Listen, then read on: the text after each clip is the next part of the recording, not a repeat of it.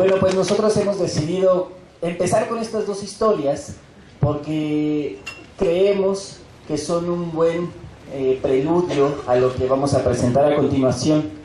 Esta búsqueda de justicia, de dignidad, de trabajo, de una vida mejor que la de los perros, y sobre todo también una búsqueda que ha hecho eco en palabras que todavía hoy, a 50 años de la conformación del movimiento estudiantil, pues siguen resonando. La presentación que ustedes van a escuchar está compuesta de 3 partes. La primera se compone de una serie de estampas que contrastan los dos tipos de vida más contrastantes en esos tiempos, la de la juventud y la de los adultos. La segunda parte intenta hablarnos un poco de la conformación del movimiento estudiantil, cuáles eran las peticiones, qué se buscaba y sobre todo también cuál era el papel que la sociedad asumía frente a los jóvenes. Y la tercera es la noche de Tlatelolco. Entonces, pues, comenzamos. Y antes de iniciar, nos gustaría que escucháramos un poco de cómo vivían los jóvenes en el 68.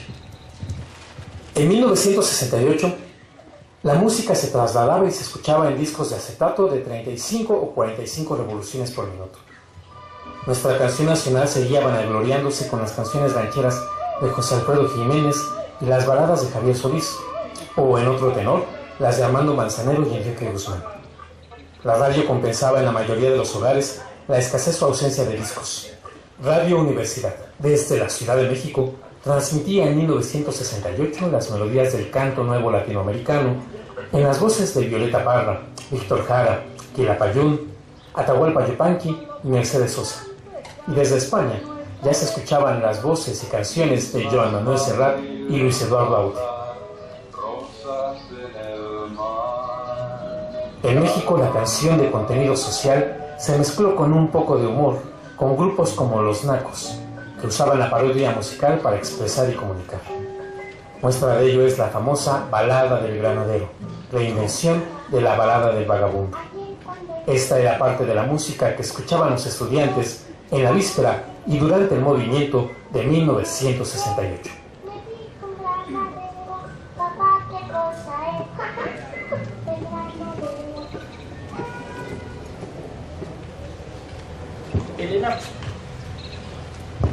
Elena Poniatowska reunió cerca de 1500 testimonios en la obra La noche de Tlatelolco.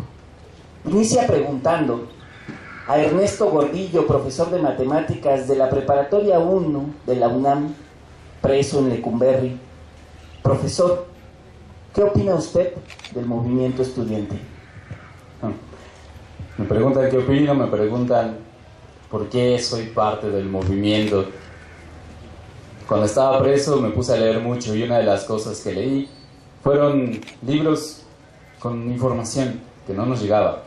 Recuerdo mucho México, Riqueza y Pobreza, de Aguilar y Carmona, y se daban algunas cifras: 1 millón de indígenas que no hablaban español, 2 millones de campesinos sin tierra, 3 millones de niños que no van a la escuela, cerca de 4 millones de personas que no tienen zapatos siquiera, 5 millones de trabajadores que se van de mojados a Estados Unidos, 8 millones de personas que no tienen acceso a carne, leche, huevo, 10 millones de trabajadores no agremiados, 11 millones de analfabetas en un país de 48 millones. Y me preguntan por qué me uní al movimiento. Yo no me uní al movimiento. El movimiento estaba dentro de mí desde que nací. El movimiento es la risa de mis hijos, el amor de mi esposa, el cuidado de mis padres, que se levantaron todos los días a las 5 de la mañana para darme de comer. Ese es el movimiento para mí, y por eso estoy en él.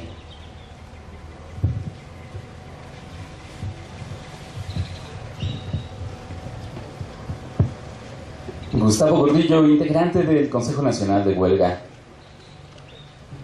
¿Qué buscaban? Bueno, yo creo que antes de hablar de qué buscábamos, Elena, sería importante señalar que esto en el fondo es un problema de comunicación. Mira, Te voy a poner un ejemplo. Cada que estoy en la casa y estoy ahí acostado leyendo, entra mi papá. Se recarga en el dintel de la puerta con los brazos en andas. Se me queda mirando y me dice: yo a tu edad ya estaba haciendo algo de provecho. Y mira tú, nada más perdiendo el tiempo. Y luego ahí, leyendo quién sabe qué cosas. Yo creo, Elena, en esos momentos, que tal vez mi papá tiene razón, que tal vez yo estoy medio loco, neurótico, o tonto, o no sé por qué todo lo veo mal, pero también pienso que, pues yo me siento orgulloso de que a mi edad todavía no estoy explotando a nadie, si eso es hacer algo de provecho.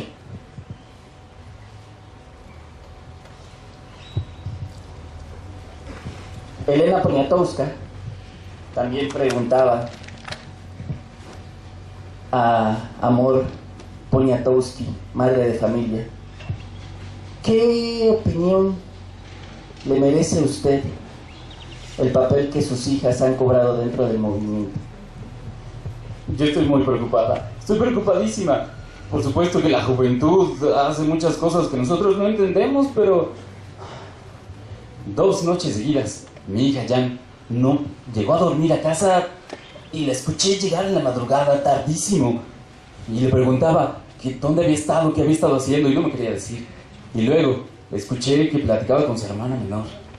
Ahí me enteré que se habían ido a un meeting, a una manifestación, y que terminando la manifestación se habían organizado en grupos, habían ido a comprar pintura y habían ido a rayar las paredes de Palacio. Y su hermana menor le había preguntado: ¿de Palacio? ¡Ay, Palacio de hierro! Oigan, es un edificio nuevo, no pueden pintarlo. Y su hermana le dijo: no, Palacio Nacional. Y ahí fue cuando casi me infarto, pintando las paredes de Palacio Nacional. ¿Pero qué les pasa? Y luego su hermana le preguntó que eso había sido una noche, pero la noche después de esa, y su hermana mayor le dijo que la noche después de esa, pues nada, habían salido con sus amigos, se habían ido al Capri a tomar unas cervezas, un poco de pulque, y luego nada, nos divertimos un poquito, bailamos y no traíamos dinero, la verdad, entonces nos salimos sin pagar. Esa es la juventud entonces. La juventud que un día se va a pintar las paredes del Palacio y al otro día se sale sin pagar de una discoteca. Yo me encontraba muy afectada. Pero luego comencé a ver a los muchachos, a los estudiantes. Un día llegué a la casa. Acababa de ver esa manifestación en la que estaban todos callados, la del silencio. Y la verdad me empezaron a caer bien. Me empezaron a caer bien porque iban muy serios. Se lo tomaban muy en serio, como hombrecitos. Iban todos vestidos con sus peores ropas. Parecían gatos escuálidos, gatos mojados, escurridos. Tenían suéteres todos agujereados, pero iban con una cara de determinación.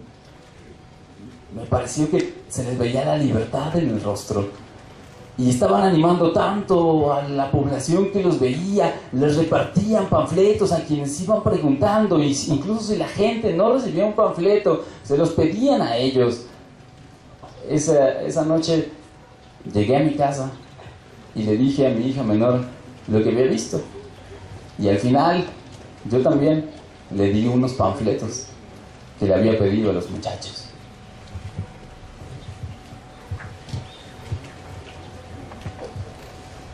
Señor Elpidio Canales Benítez, mandadero de Ayotla Textil, ¿cuál fue su experiencia? Mira, Elena, yo pienso que los muchachos están en lo cierto, porque mucho se habla de que el futuro está en los jóvenes, de que ellos son los que van a heredar todo lo que la sociedad está haciendo, pero al momento pues parece como que les cortan todas las oportunidades de salir adelante. ¿Qué futuro les pertenece si lo que se supone que tendríamos que heredarle se los estamos quitando desde antes?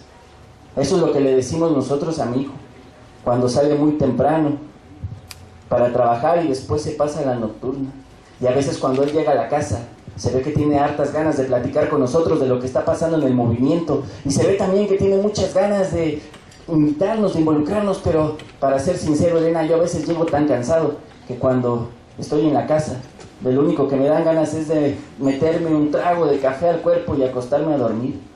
Yo creo que ese es el problema de los adultos, que a veces estamos tan ocupados en nuestros trabajos, en nuestras ocupaciones, con la presión del dinero, con la presión de tener algo para ofrecerles a nuestras familias, que nos olvidamos de esa parte que les toca a todos. Y yo pienso que es importante pues lo que están haciendo los jóvenes, Elena. Don Mario, ¿cómo fue que usted se enteró del movimiento estudiantil?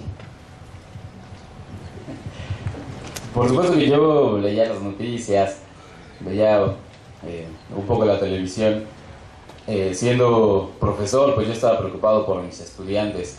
Ellos eran muy pequeños como para estar en esas cosas, pero a mí me preocupaba. Siendo profesor de literatura, yo trataba de mantenerme constantemente actualizado, y un día le pedí a unos colegas que me acompañaran a una charla de José Agustín. Seguro lo ha leído, es un escritor, a mí me parece fundamental de la literatura mexicana. Era una charla que se estaba dando en el contexto de una serie de conferencias sobre la literatura mexicana hoy en el Palacio de Bellas Artes, organizada por el Instituto Nacional de Bellas Artes. Y entonces empezó a pasar algo raro. La gente ya estaba sentada, estaban esperando a que llegara José, y dio la hora de la conferencia y no llegó. No salía. Pasaron 5 minutos, pasaron 10, y yo decía, bueno, claro, José Agustín, pues por el tipo de novela que escribe, donde la gente tiene muchísima onda y está muy alocada, por supuesto que va a llegar tarde a una conferencia. Pero después de un momento ya me empieza a parecer una falta de respeto. Pasaron 15 minutos, ¿qué era lo que estaba pasando? Me levanté al baño, pasé por los pasillos de Palacio y escuché una discusión acalorada en una esquina. Resulta que era precisamente José Agustín hablando con uno de los organizadores. Y Agustín le estaba diciendo al organizador que no quería hacer la conferencia porque en ese momento estaba a punto de empezar la marcha silenciosa, y que mejor le parecía una mejor idea que se invitara a los asistentes a que fueran. Y el organizador le decía, pero señor José Agustín, ellos vinieron a verlo a usted, a escuchar su conferencia, todo, la literatura mexicana. La literatura mexicana, claro, es importante, pero lo que está pasando allá afuera es más. Yo digo que mejor los invite, pero es que mucha gente que no va a querer ir, va a quedarse a la conferencia. Cuénteles una de vaqueros o algo, porque yo me voy a la marcha. Y lo vi pasar, así seguro, como si nada, y se salió. Regresé del baño, me senté junto a mis compañeros, les conté lo que había pasado. Y sí, nos levantamos y nos fuimos a la marcha.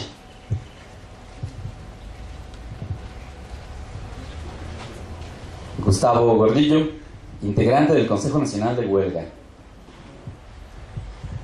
A veces mi jefe siempre me avienta la misma cantaleta. Oye tú, greña suelta, ¿qué no te di para que te cortaras el pelo? Y entonces pienso yo, ¿y qué caramba tiene que ver la longitud del cabello con la decencia de las personas? Es como si acaso las buenas acciones se midieran de acuerdo a cuántos centímetros nos mide el cabello. Yo lo que pienso es que a veces mi papá, más que procurar tener un hijo decente, lo que quiere son evitar las habladurías. No quiere que piense que tiene un hijo homosexual. Y yo creo que el problema de todo radica en que ese universo adulto a veces siente como una intromisión cualquier intento de cuestionamiento.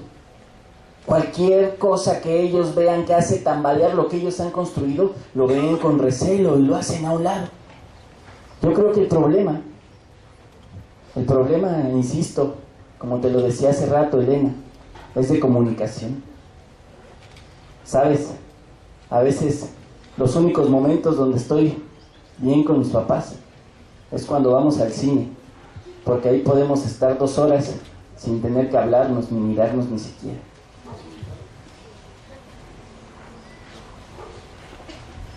Señora Luz, dígame usted, ¿cuál es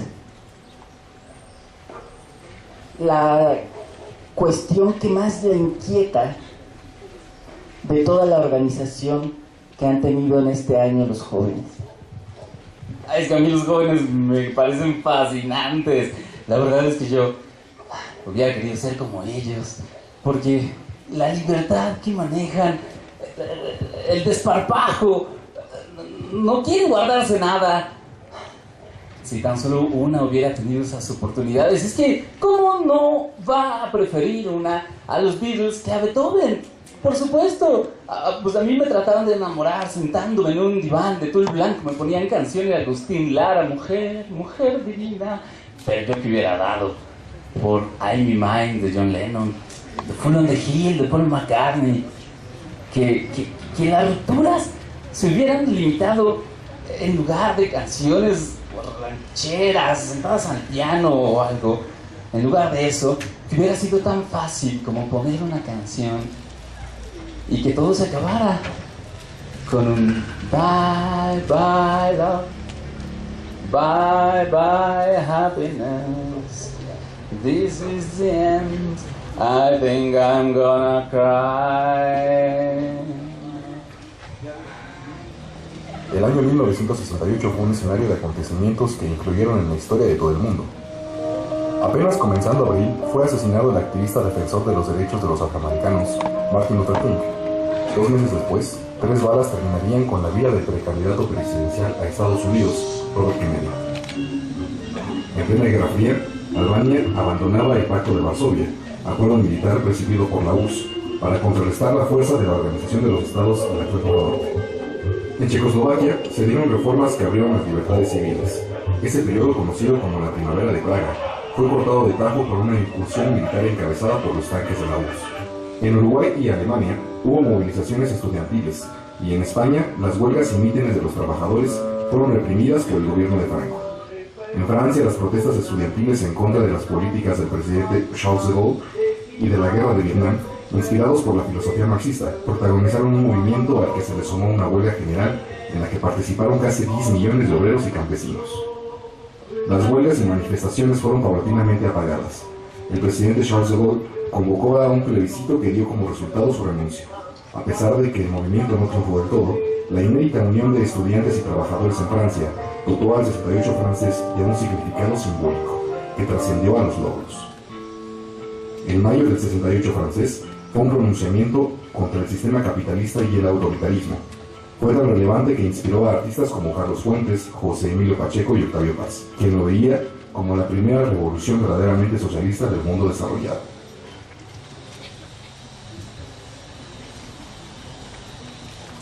Luis González de Alba, integrante del Consejo Nacional de Huelga, háblanos del movimiento. Pues mucho se dice, Elena, que el movimiento surge a partir de julio. Se ha dicho que todo empezó con el enfrentamiento de los chicos de la vocacional contra la preparatoria Ochoterena. Pero te digo algo, acá entre nos, esto es algo que lleva mucho tiempo. El movimiento estudiantil retoma peticiones que han estado presentes en las luchas sociales por lo menos en las últimas 2 décadas. Recordemos el movimiento magisterial del 56 o el movimiento de los mismos compañeros ferrocarrileros, y las pugnas son las mismas. La primera y la más definitiva, la libertad a los presos políticos. La segunda, la derogación del artículo 145 de la Ley de Seguridad, lo cual implicaría la destitución de algunos dirigentes policíacos y sobre todo la desaparición de la Fuerza de Granaderos. Por lo demás, te puedo decir que ahora que en septiembre del 19, para ser precisos, se conformó el Comité Nacional de Huelga, pues empezaron a sumarse muchas otras demandas que ya traen los compañeros de tiempo. Por ejemplo, los compañeros de allá de Chapingo, que ellos están muy presentes en todo el tema agrario, y así han ido sumándose. Por eso te digo que eso de que el movimiento se inició simplemente por la situación de enfrentamiento que hubo entre los compañeros de la preparatoria y la vocacional, pues es la punta del iceberg, pero son muchas cosas las que ya tienen a la gente harta. Si no, imagínate, ¿tú crees que tanta gente nos estaría apoyando en este momento? No. Incluso, hace algunos días estábamos allá, en la Ciudadela, boteando, porque no sé si estés enterada, pero hay algo que se llama los mítines relámpago, donde llegan muchos compañeros de varias escuelas, de varias preparatorias, de varias universidades, y en los mercados, en las plazas, en menos de 10 minutos se suben a un banco y empiezan a compartir a la gente el pliego petitorio, y tiene que ser de volada porque si no llegan los granaderos y empiezan a caer los catorrazos. Y en esos mítines llegas como llega la gente. Te decía, la otra vez estábamos ahí en la Ciudadela, y justo cuando estaba un compañero, Gilberto Guevara Niebla, hablando, que empiezan a llegar los granaderos. Empezaron a acercarnos por 2 calles y que salen todos los que venden verduras. Y ahí empezaban a llover jitomatazos, naranjazos, y vieron la gente cómo nos protegía. Si hasta nos metieron al mercado, jóvenes, qué bueno lo que están haciendo, nos daban de comer. Yo creo que así es como surge el movimiento. Tiene una base social, eso que manejan los medios, de que todo ha sido derivado de un enfrentamiento entre estudiantes, ¿no? Si además ni siquiera eran estudiantes, todo aquello estaba pagado. Señora Artemisa de Gortari, es bien sabido que usted está bastante involucrada en el movimiento estudiantil, igual que su esposo. ¿Nos podría contar su testimonio?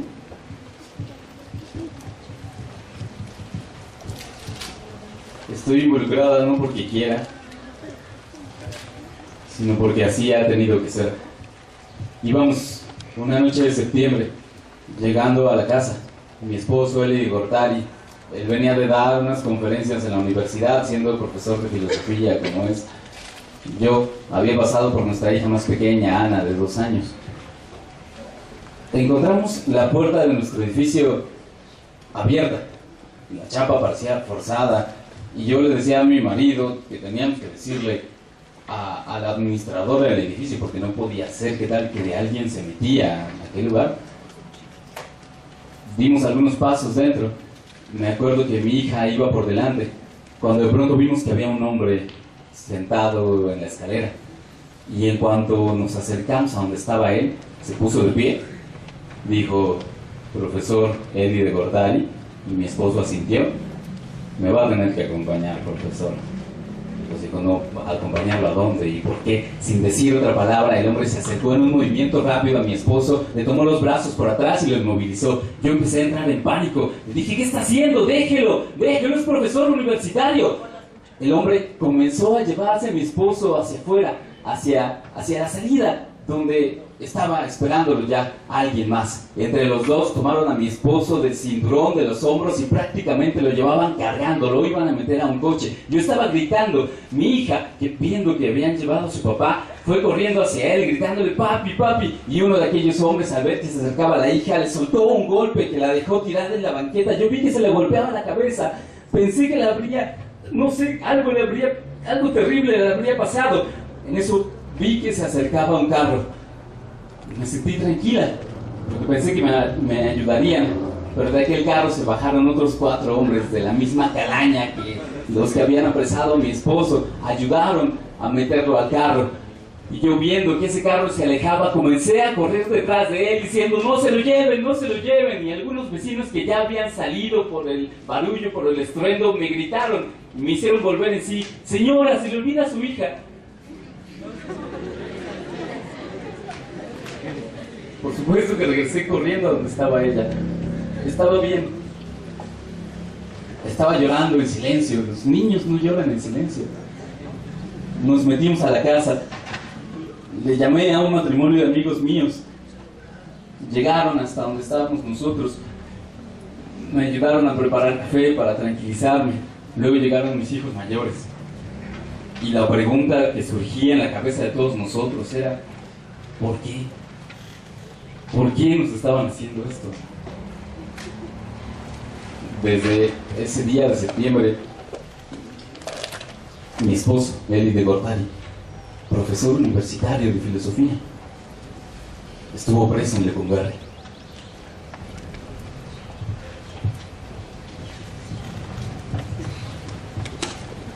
Señor Antonio Cariaga García, usted es vendedor de ropa. Cuéntenos cómo vivió con ese año, ¿verdad? Pues fue una tarde en la que yo estaba trabajando. En realidad no soy vendedor de ropa, sino soy cargador. Y ahí iba yo con mi diablito atravesando el mercado, cuando de repente allá afuera se empezó a escuchar un montón de voces y gente que se arremolinaba, y empezaron los jóvenes a pasear boteando, y un señor de otro puesto me dijo: oye, ¿qué están diciendo allá los muchachos? Ya pues nomás me quedé mirando. Yo había escuchado muchos decires de lo que estaban haciendo los jóvenes y me acerqué. Y al principio se subió a hablar un gordito de bigote blanco y empezó a decir no sé qué tantas cosas del proletariado, y empezó a decir otras cosas que la verdad yo no entendía. Pero después se subió un muchachito flaquito, y entonces sí, que nos empieza a decir que si a poco nos gustaba estar como estábamos, que si a poco teníamos nosotros cara para llegar a nuestras casas todas las noches y hablar con nuestros hijos y hacer como que no pasaba nada. Y empezó a decir tantas cosas que a mí poco a poco como que se me fue moviendo algo.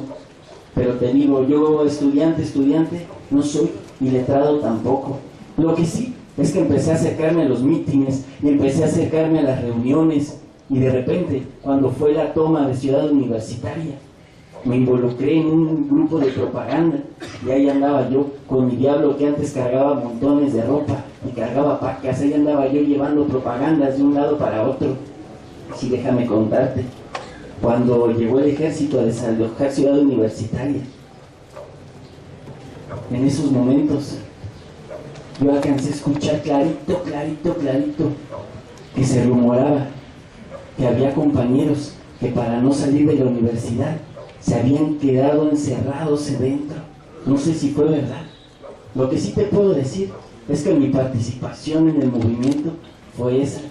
Nadie me pagó, desinteresada, y simplemente porque comprendí que lo que estaban haciendo los jóvenes pues tenía que ver con todos nosotros.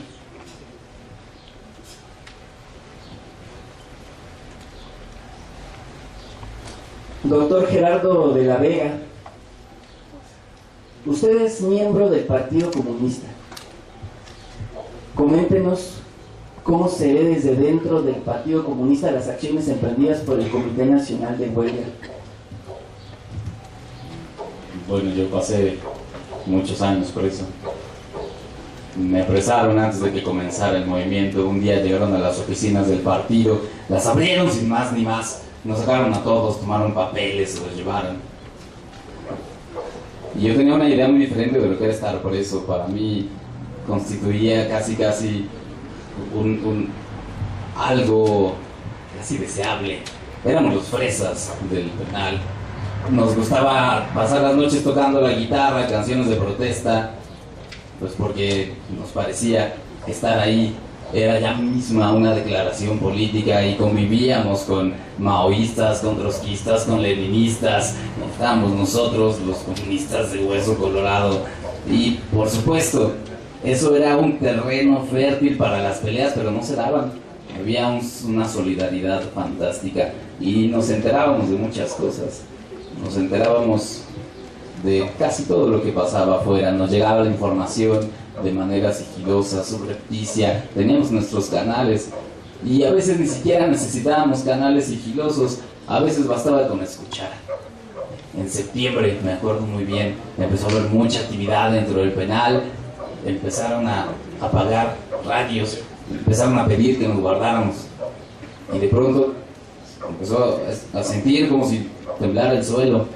Era una marcha que llegaba directamente a Lecumberri, pidiendo libertad por los presos políticos, y nosotros desde adentro, sabiendo que los de afuera estaban coreando por nosotros, pidiendo nuestra libertad, nos sentíamos esperanzados. Pero luego,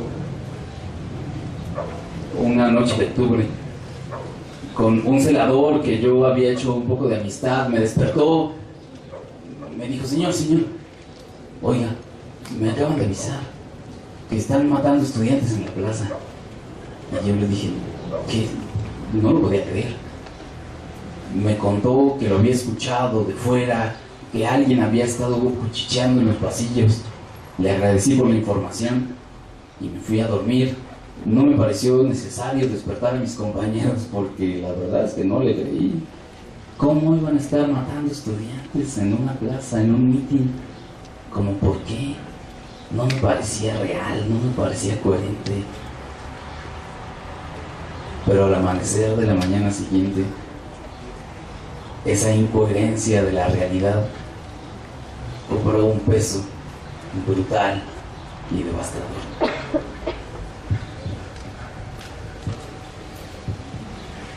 El miércoles 2 de octubre, desde aproximadamente a las 3 de la tarde, comenzaron a darse cita en la Plaza de las Tres Culturas estudiantes, gente de a pie, curiosos, esa gente que llega y nada más se asoma a ver qué está pasando.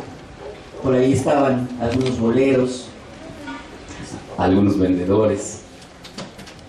A espaldas de la Plaza de las Tres Culturas se encontraba la que entonces era la Secretaría de Relaciones Exteriores, y también había gente de tránsito, oficinistas, estudiantes, hora de salida de colegios, y empezaba a instalarse en el tercer piso del edificio Chihuahua un escenario, unas bocinas en donde más tarde se llevaría a cabo un mitin. Y la Plaza de las Tres Culturas es grande, le cabe mucha gente, y estaba llegando una buena cantidad, una nutrida cantidad de personas, de contingentes de diferentes universidades, de la Nacional Autónoma de México, del Politécnico Nacional, hasta de privadas como la Iberoamericana, por supuesto de Chapingo, de las autónomas de los estados. Claro, y también empezó a llegar gente convocada de otras organizaciones sociales. Llegaron maestros, electricistas. Dicen que de los últimos en llegar fueron los ferrocarrileros, y que se reconocían desde lejos porque en medio de aquellas más de 8,000 personas se alcanzaba a ver la marea azul de un montón de gorritas. Los ferrocarrileros en aquel momento tenían una fuerza social bastante importante, y fue cerca de las 5 de la tarde cuando inició el mitin. Inició el mitin, se leyeron consignas, se leyeron acuerdos, se leyeron puntos de discusión. El mitin, perdón, fue antes de las 5 de la tarde, estoy cometiendo una imprecisión. Fue aproximadamente a las 3 cuando inició el mitin, y tuvo varios oradores. Hubo una oradora que llamó particular atención por ser mujer, y es que, como ustedes pueden haberlo repasado el día de hoy, pues las mujeres no tenían un protagonismo, no porque no pudieran hacerlo, sino porque se limitaba toda capacidad de actuar político. Y sin embargo ella fue de las últimas en hablar y de las más celebradas. Ese fue uno de los momentos que comenzó a marcar el inicio de esos sucesos terribles.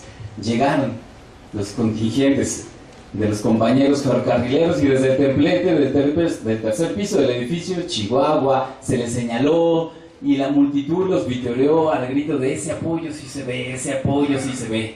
Claro, y subió precisamente un representante de los ferrocarrileros y se anunció que al próximo día, el 3 de octubre, iniciaría una huelga general que convocaría a muchos sectores. Y en ese momento pues estallaron las ovaciones, porque en los mítines también se viven muchas otras emociones derivadas de la esperanza que provoca estar reunidos. Y entonces sí, poco después de las 5 de la tarde, dicen varios testimonios que se alcanzó a escuchar el sobrevolar de un helicóptero. Y miles de miradas de las personas que estaban presentes comenzaron a buscarlo entre el cielo.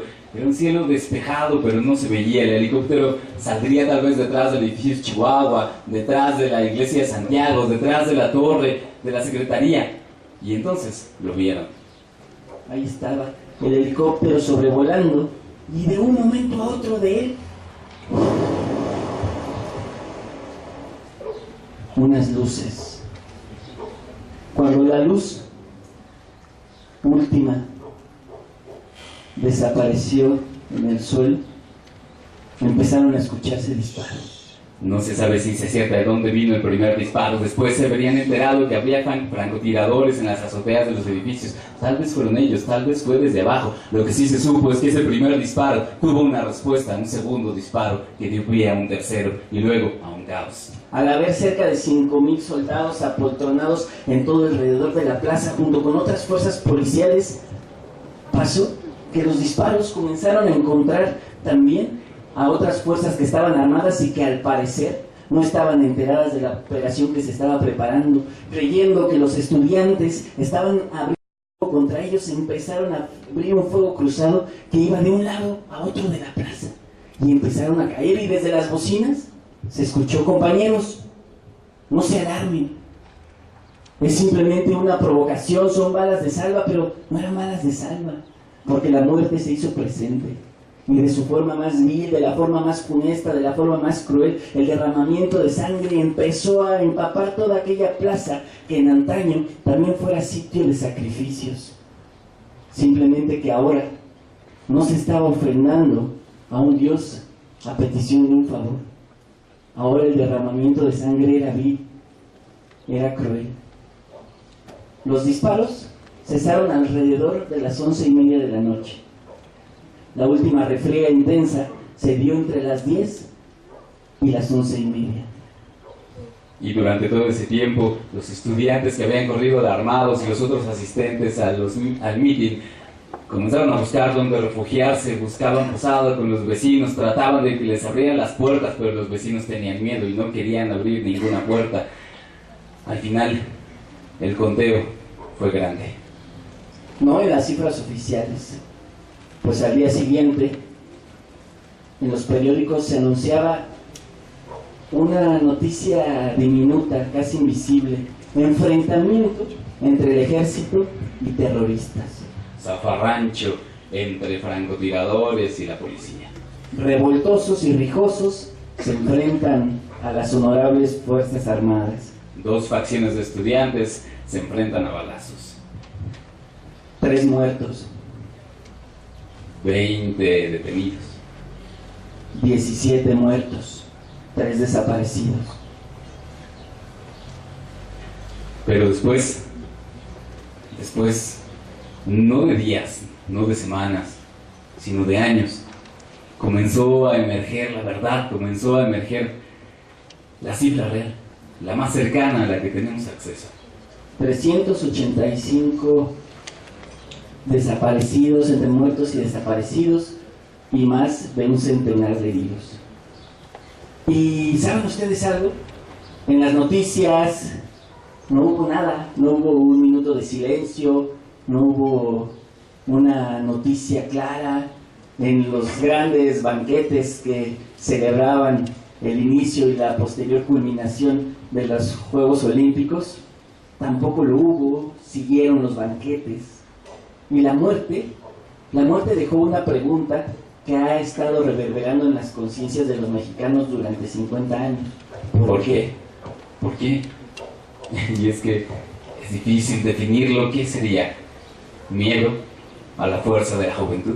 A esa juventud rebelde que no se comporta cuando llegan las visitas, a esa juventud que propone, que no se calla, a esa juventud que le sube a la falda, a esa juventud que deja largo el cabello. Tal vez, como dicen algunos, fue un intento por frenar el avance del fantasma del comunismo que se extendía por Latinoamérica. Un fantasma que, según algunas voces, habría cooptado a las mentes más inteligentes y más jóvenes del país para que trabajaran para ellos y así desestabilizaran al gobierno actual y después se pudiera poner otro. Pero eso implicaba que sus estudiantes no habían actuado independientemente y sin embargo lo hicieron. La verdad quizá nunca se sepa.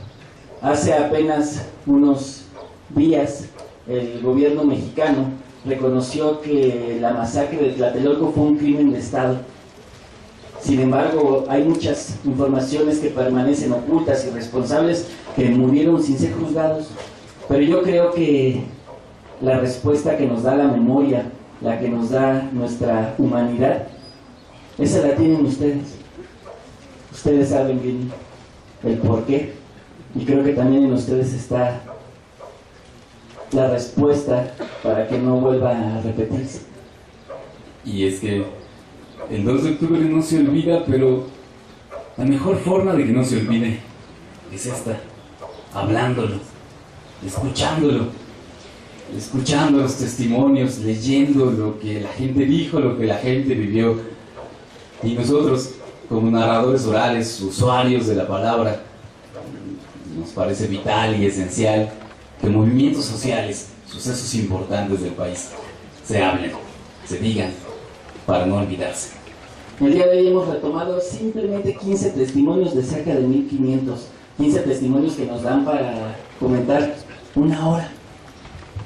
Yo creo que una inmersión en algunos de los testimonios, no solamente escritos, sino de viva palabra, nos puede ayudar a esclarecer bastante nuestro panorama. Y decía Víctor hace rato, a entender mucho nuestro presente. Los testimonios que les presentamos hoy son parafraseados de los que están recopilados en el libro La Noche de Tlatelolco, y los hemos ofrecido a ustedes con mucho respeto, sobre todo para que sea palabra que se mantenga viva y genere memoria. Muchas gracias. Gracias.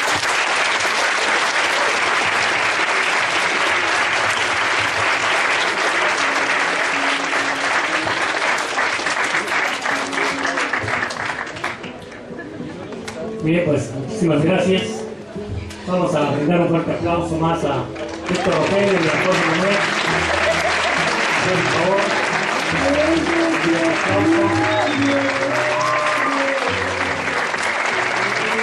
Los maestros que nos acompañan, Luis Alcázar, desde luego agradeciendo este esfuerzo, este trabajo, el maestro Mario, Ernesto, maestra Leti, maestra Marta, maestra Erika, si pasan por aquí.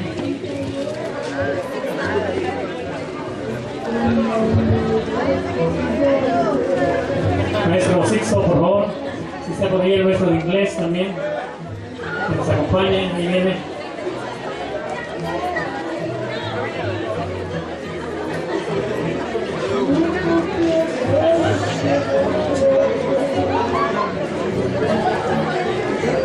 Bien, ya nomás les vamos a pedir un momento más de atención a todos ustedes, agradeciéndoles su participación en esta jornada durante este día.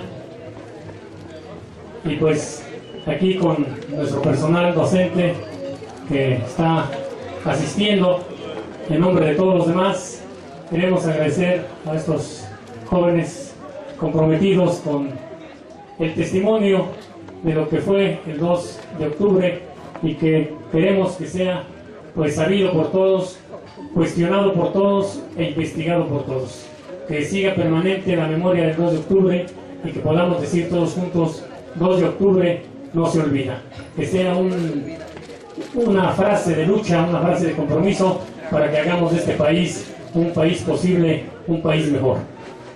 Vamos a pedirle a la maestra Esperanza que por favor entregue a Víctor Rogelio Hernández Marroquín este agradecimiento por su participación.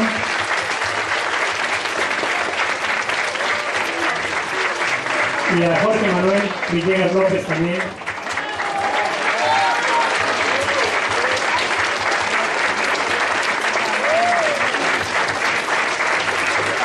Y así como con ese aplauso agradecer a todos los maestros la colaboración que han brindado para la realización de esta jornada. Muchas gracias.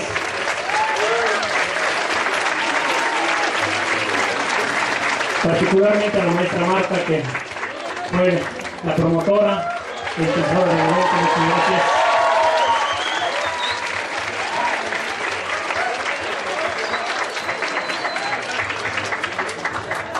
Bueno chicos, muchas gracias por estar aquí.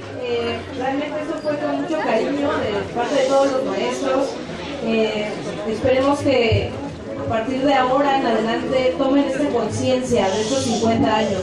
Ustedes son jóvenes, son estudiantes, entonces pues se pueden sentir identificados con ese movimiento de hace tanto tiempo, pero pues sigue estando actual, ¿no?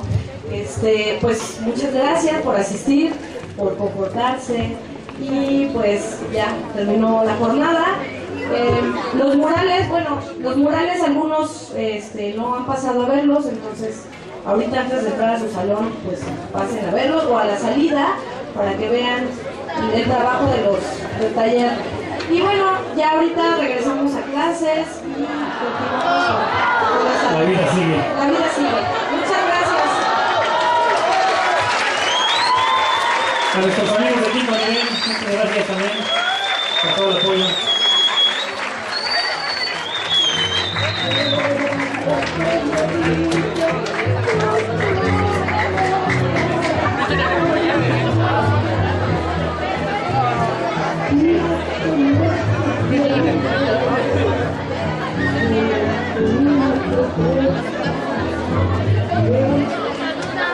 Pero nos toca, ay, está grande.